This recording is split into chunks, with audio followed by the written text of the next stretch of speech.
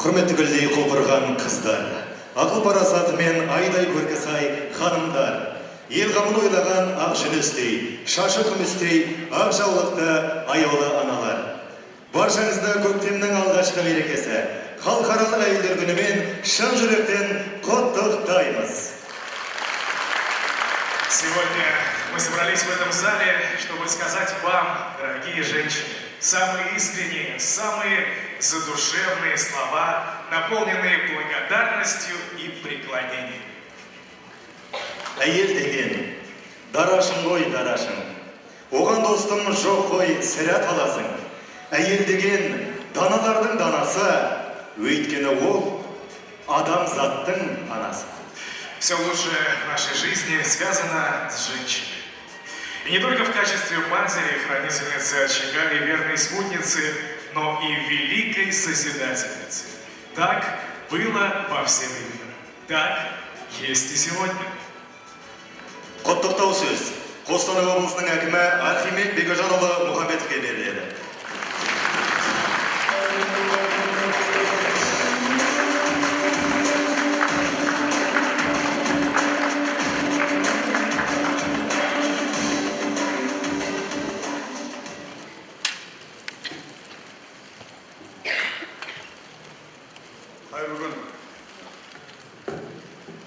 Қайырлы күн, құрметті ханымдар, ардақты аналар, қарындастар, баршаңызды шұғылалы мереке 8 наурыз халықаралық әйелдер күнімен ыстық ықыласымен құттықтаймын.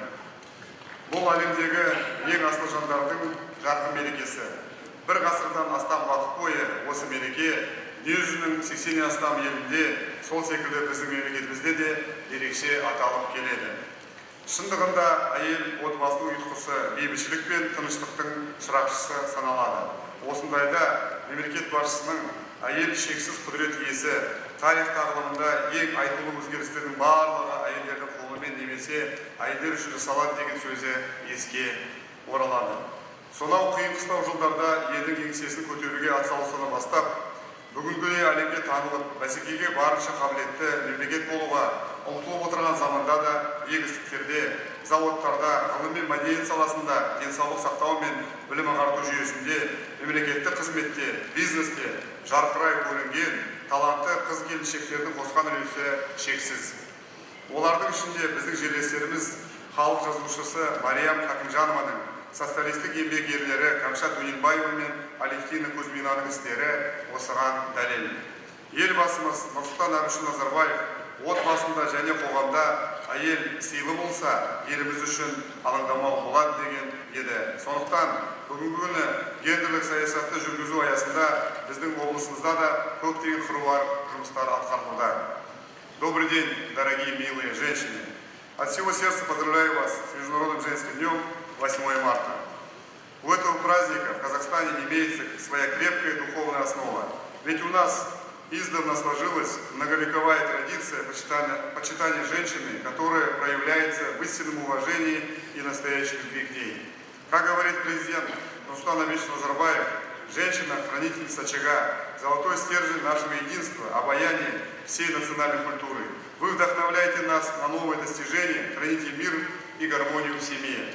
Невозможно представить себе полноценное развитие общества без сообщества женщин, нежных в быту, возвышенных в чувствах, стойких в делах. Ваш каждый день – это маленький подвиг. Свидетельством тому является, что только в Костанайской области более 6,5 тысяч женщин награждены подвесками Хумыс-Алха и Алтын-Алха, а более 5 тысяч семей являются многодетными. Семья – это основополагающий институт любого государства. Поэтому президент страны всегда уделяет особое внимание этому институту. Не стало исключением и выступление на 18-м очередном съезде партии Нур-Отан. Поставив перед собой цель обеспечить достойный уровень жизни граждан, уже с текущего года будут усилены меры по социальной поддержке многодетных малообеспеченных семей с низким уровнем дохода. При этом будет установлена выплата на каждого ребенка в размере 21 тысяч тенге. На 30% будут повышены пособия семьям, воспитывающим детей-инвалидов. Для неполных многодетных семей будут созданы условия для работы на дому, а для многодетных семей на селе выделение отдельных квот и грантов и микрокредитов. Для обеспечения занятости, открытия семейного бизнеса, роста доходов многодетных сельчан будут предоставляться государственные гранты на новые бизнес-идеи на безвозвратной основе. Для повышения доступности приобретения жилья сегодня разрабатывается механизм предоставления жилищных займов под 2-3% годовых. Кроме этого, дальнейшие меры по поддержке многодетных и малообеспеченных семей будут ориентированы по следующим направлениям. Первое. Выделение домов и квартир за счет крупных компаний и предпринимателей.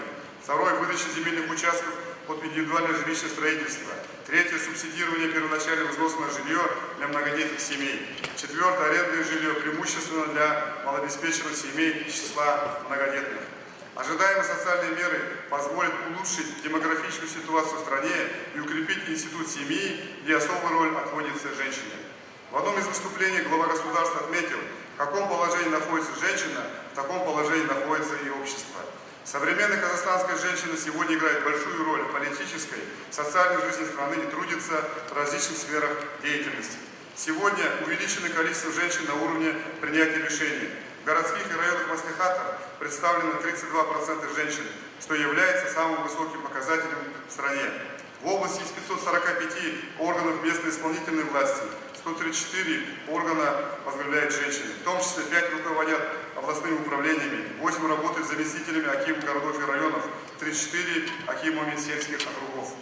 В целом же из 6 тысяч государственных служащих области свыше 60% это представительницы прекрасного пола. Должен отметить, что в нашей стране узнаю через наших представителей женщин. В Мажилисе парламента Республики Казахстан Кустанайская область представляет 3 депутата, 2 из которых женщин. Это Аронова Ирина Петровна, Сапарова Алия Суюдиковна. Немало известных в области женщин-политиков это Баймагометова Багила Баймагометовна, Киколика Ольга Андреевна, Семенова Вера Григорьевна и многие другие. Особенно хочу отметить, что самые ответственные профессии, педагоги и врачи, представлены женской половиной человечества. Разрешите отдельно поблагодарить вас за этот важный фронт работы и вклад в воспитание казахстанцев и заботу о здоровье граждан страны. Стоит отметить, что сегодня созданы необходимые условия и для развития женского предпринимательства. Казахстанские женщины занимают лидирующие позиции в малом и среднем бизнесе. Свыше 25 тысяч предприятий и организаций области возглавляют женщины. Фондом Дому реализуется программа микрокредитования женского предпринимательства. Только в прошлом 2018 году по этой линии было профинансировано 67 проектов. Таким образом, можно с уверенностью отметить, что мы достигаем хороших показателей реализации гендерной политики. Ведь там, где женщина чувствует себя уверенно, семья крепка и дети смотрят в будущее смело. В контексте реализации программы Рухани Жаңғыру это является важным фактором. В этом направлении главой государства приняты важнейшие решения.